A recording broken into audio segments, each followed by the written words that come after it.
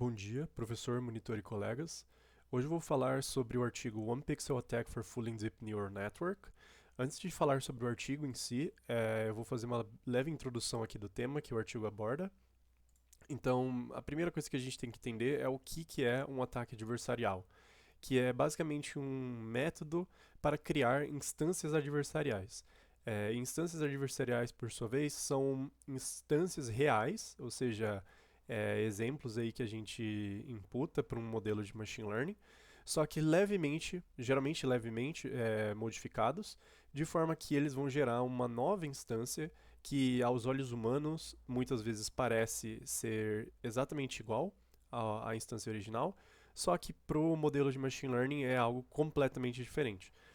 Esse exemplo aqui de baixo ele ilustra muito bem esse conceito, que é à esquerda aqui a gente tem a imagem de um panda e a rede, o modelo, né, ele está reconhecendo essa imagem como sendo de fato um panda com 57% de confiança. Mas aí é onde entra o ataque adversarial, que é nós construímos artificialmente esse ruído aqui, que ele é construído de uma forma muito específica, justamente para confundir a rede, e nós adicionamos uma leve porcentagem desse ruído, então apenas 0,007 a imagem original. E aí isso vai gerar uma outra imagem, uma nova imagem aqui, que ela, aos olhos humanos, parece idêntica à imagem do panda aqui, original, só que para a rede neural ela acha com 99% de confiança que isso é um gibbon, que, pelo que eu pesquisei, é uma espécie de macaco.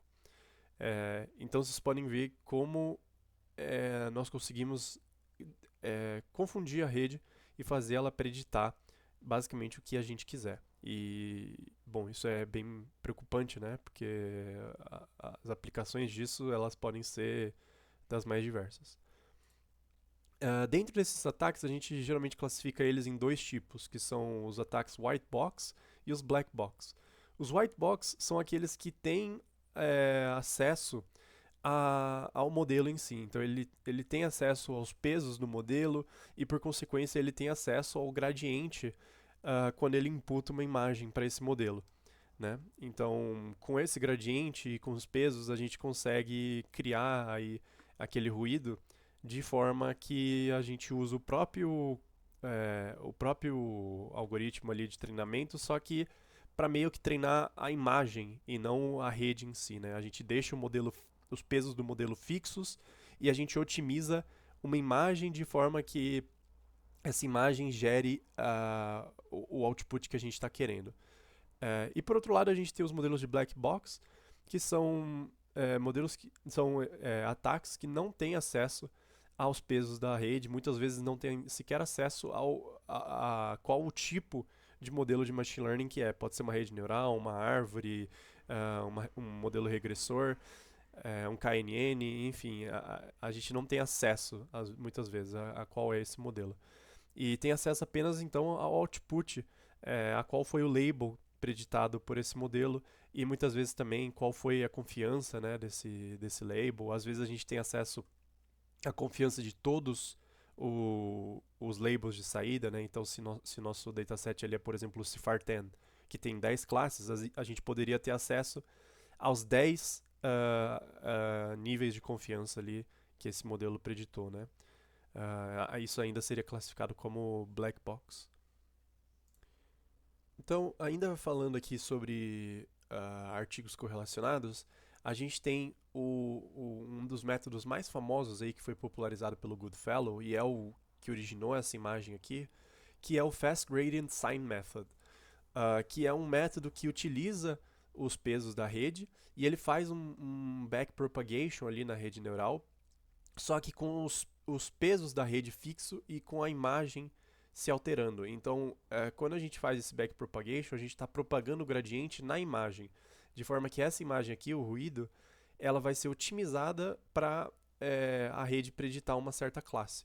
Então, por isso que a gente gera essa imagem aqui e a gente consegue adicionar muito pouquinho dela, de forma, de forma que a rede já predite que isso aqui é um gibbon. Uh, esse método ele é muito rápido porque ele utiliza apenas o sinal do gradiente, né? Então, eles demonstraram aí que essa otimização ela consegue ser feita e ela não é impraticável, né? A gente consegue fazer isso de uma forma rápida. E aí, falando de uma forma matemática aqui, como se fosse um problema de otimização, o que a gente está querendo, então, é que a gente tem uma certa função aqui f, né, que é o nosso modelo, e essa função f é uma função que retorna um vetor, né? E esse vetor tem várias posições, e em particular ele tem uma posição aqui, que a gente vai chamar de ADV, que é a posição que a gente está querendo maximizar. Então a gente tem que ele retorna, né, um valor ali para cada uma das classes e a gente quer maximizar para essa classe aqui em particular. Aí o x é a imagem original e a gente vai adicionar aqui um e de x nessa imagem de forma que a gente maximize, né, então esse valor. Então pode ver que a gente está procurando o e de x de forma a maximizar isso daqui. Só que a gente tem uma constraint aqui, que é que o módulo de e de x ele tem que ser menor ou igual a um certo L aqui. E a gente faz isso justamente para não modificar muito a imagem original. Então a gente quer procurar vetores, né, que sejam pequenos, que tenham um módulo pequeno. E dessa forma a gente costuma chamar isso aqui de que a gente está procurando em um globo ao redor de x. Então a gente está procurando um valor aqui, de forma que isso aqui, quando a gente faz a constraint no módulo, né, é como se o módulo, pensando em 2D, né, a gente teria um círculo. Então a gente tem o ponto, o centro desse círculo, que é o x, e a gente tem o raio, que seria L, então a gente está procurando aí dentro desse círculo, né, um valor que otimize essa função. Beleza?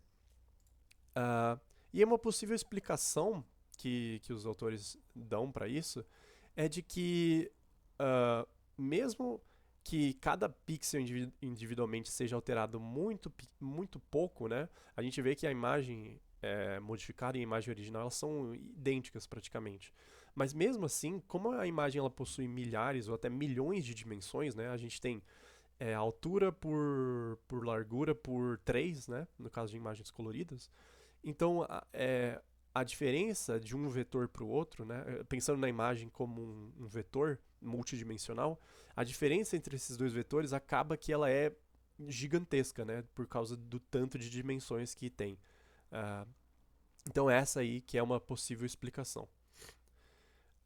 Mas aí é que vem o artigo que eu quero discutir hoje, que é, bom, mas, ok, a gente tem essa explicação, né, mas e se então a gente restringir a quantidade de pixels modificados, né? Em particular, se a gente restringir isso para apenas um pixel, será que a gente consegue ainda assim criar um ataque adversarial? Bom, a resposta disso é que sim, tá? Então a gente vê aqui exemplos do artigo One Pixel Attack for Fooling Deep Neural Network, em que apenas um pixel é modificado. Aqui eles estão dando um highlight, né, no pixel que eles modificaram, e a gente vê como a rede ela muda a classe que ela estava preditando. Então aqui vocês podem ver que ela estava preditando corretamente que isso aqui era uma xícara, e aí agora ela muda a classe, né? A mesma coisa aqui. Então vocês podem ver que a rede ela acaba mudando de uma classe para outra, o que é considerado então um ataque adversarial. Aqui notem que a, a, a porcentagem, né, da classe ela é baixa porque a gente está falando do ImageNet, que ele tem aí coisa de 5.000 classes, né? Então, por isso que não chega aqui a 99 de confiança. Mas enfim, a gente já vê que o ataque funciona, né? Então, vamos falar um pouquinho desse paper aí. Bom, então para começar, os autores eles modificam aquela otimização, né, para um novo problema de otimização. Então a parte de cima vocês veem que continua sendo igual, porque o nosso objetivo ainda é o mesmo, né, que é modificar para essa classe ADV, mas o que muda então é a constraint, que ao invés da gente olhar para o módulo normal, né, daquele vetor, né, o módulo euclidiano de norma 2, a gente está olhando para o módulo de norma 0. E esse módulo ele significa o número de dimensões não nulas desse vetor.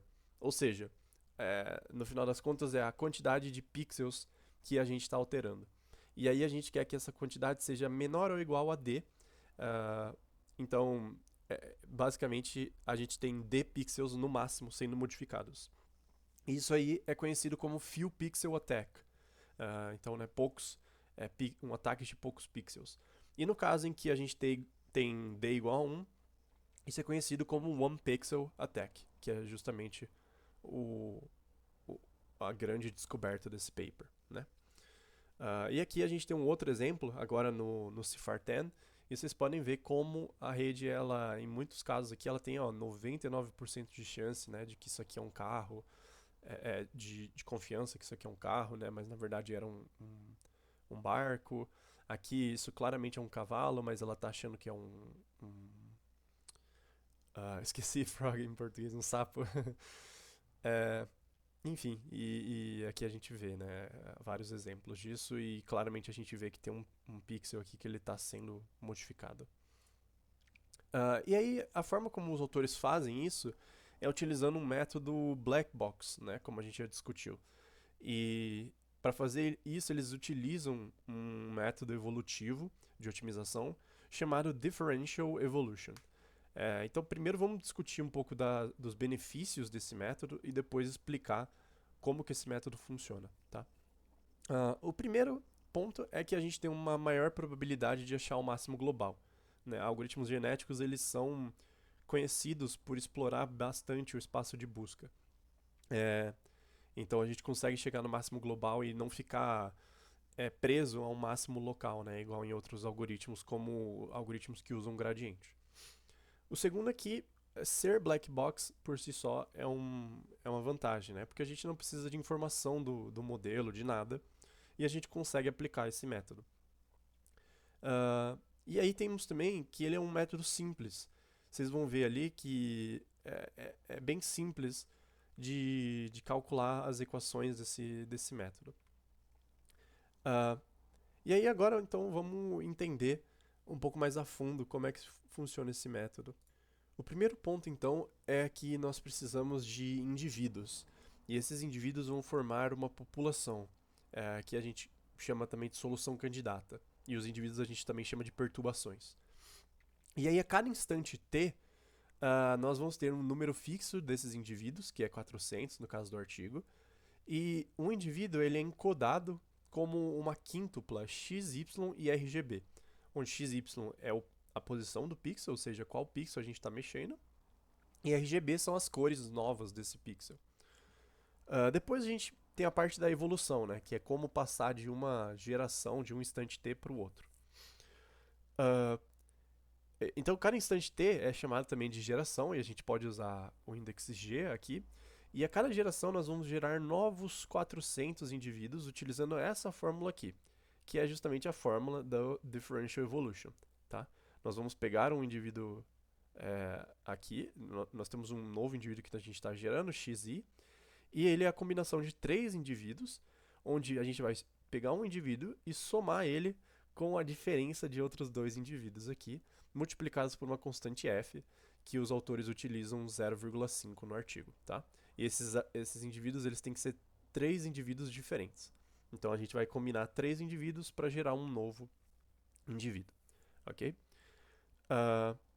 Depois disso a gente tem a etapa de seleção, que é, bom, como a gente gerou 400 novos indivíduos, agora nós temos 800. Então nós precisamos selecionar os 400 melhores para ser a próxima geração e voltar a poder iterar em cima desse processo. E para isso a gente utiliza ali um critério de seleção que geralmente é a probabilidade da classe-alvo. Ou seja, os 400 indivíduos que chegaram a maior probabilidade da classe-alvo, né? Que no caso seria a classe que a gente está querendo atacar, né? Se, por exemplo, a classe original é avião e eu estou querendo mudar para carro. Então a classe-alvo nesse caso seria carro. Então a gente vai selecionar os 400 que tem a maior probabilidade gerada pela rede de que aquilo é um carro, beleza? Uh, Aí, por fim, a gente tem que entender só quando começar e terminar esse processo, né? A gente viu que é um processo iterativo e os 400 primeiros indivíduos, eles são gerados aleatoriamente. Então, a gente utiliza ali uma distribuição uniforme para gerar a tupla XY, né? E a gente utiliza uma gaussiana para gerar as cores do RGB. Então, a gente basicamente vai gerar esses caras aleatoriamente, tá? E a geração final, a gente tem dois critérios de parada, né? O primeiro é se a gente chega na geração 100. Isso, pelo menos, foi o que os autores utilizaram, tá? Mas poderia, a princípio, ser qualquer critério de parada. Então, eles utilizaram ali ou chegar na geração 100, ou então eles têm um critério ali de parada prematura, né, de early stopping, que mudou de acordo com o conjunto de testes, conjunto de dados testados, tá? Então, no CIFAR-10 eles usaram um e no ImageNet eles usaram outro. Por fim, vamos passar então para os pontos de melhoria e explorações futuras que eu considero que a gente pode ter nesse artigo, ok? O primeiro é que nós poderíamos explorar outros algoritmos, perdão. Os autores mesmos, eles indicam que não tem nenhum critério em particular para eles usarem esse DE, né, o Differential Evolution. Então, em particular, a gente poderia usar outros algoritmos evolutivos aí e ver se eles são melhores ou não. Um outro ponto é que a gente poderia utilizar crossover, que é uma coisa comum aí em algoritmos evolutivos, mas que os autores eles deixaram de lado, eles não utilizaram no artigo. Outra coisa que nós podemos explorar são outros modelos e outros datasets. Na minha opinião, os autores eles se restringiram muito a apenas redes convolucionais. Eles usam ali 4 redes, que são a All Convolution, Networking Network, VGG16 e a AlexNet, onde as 3 primeiras foram utilizadas no CIFAR-10 e a AlexNet foi utilizada no ImageNet. Então, nós poderíamos pensar em outros modelos que não necessariamente são redes convolucionais. Em particular, a gente poderia usar ali um Multilayer Perceptron, uma rede mais moderna, como o Vision Transformer.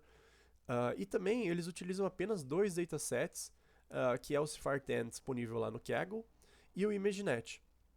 Então a gente poderia buscar outros datasets também para testar. E por fim, como um ponto de crítica aqui meu, é a forma como os testes foram feitos no ImageNet, tá? Aqui, na minha opinião, tiveram vários pontos que os autores foram meio negligentes na hora de testar no ImageNet e a gente poderia melhorar, tá?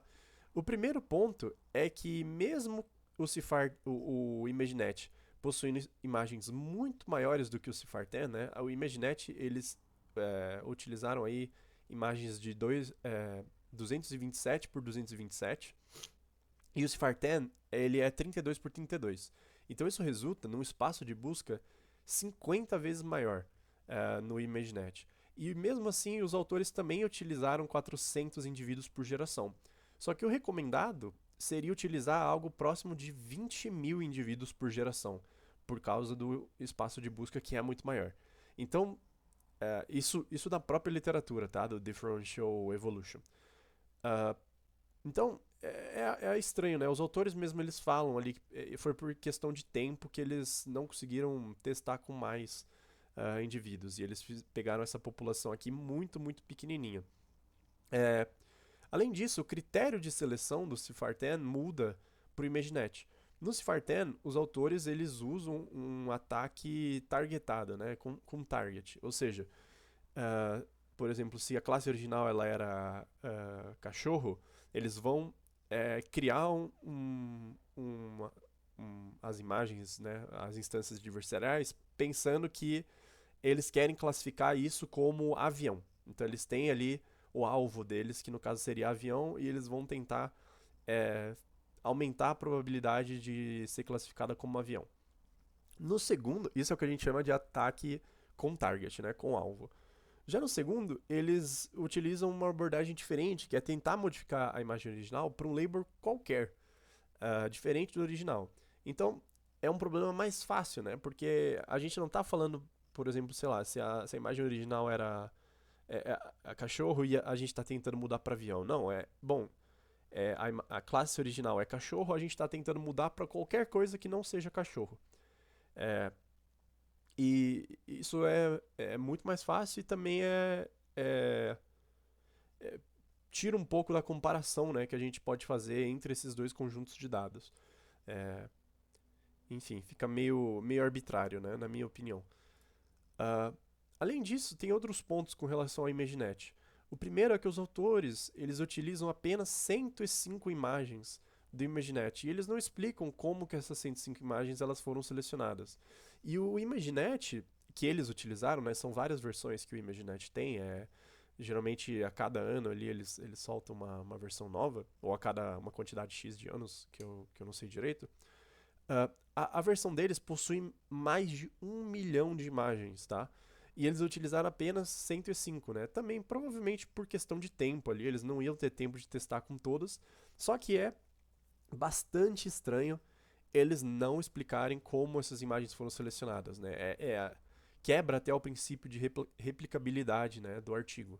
É, não sei se eles disponibilizaram o código no GitHub, mas pelo artigo em si não dá para saber como que eles chegaram nessas 105 imagens. Uh, outra coisa é que eles, como eu falei anteriormente, eles utilizam apenas o AlexNet no ImageNet. E essa rede ela não foi utilizada no Cipher-10. Então isso inviabiliza a gente de comparar os testes nesses dois datasets. E por fim, os autores eles pré-processam as imagens ali do ImageNet, transformando elas de JPEG para PNG e também redimensionando as imagens para 227, né, como eu falei. Só para vocês entenderem, o ImageNet ele não tem um tamanho único no dataset, né? As imagens elas variam de tamanho. E aí os autores redimensionam para esse valor aqui, que é o valor de entrada do AlexNet.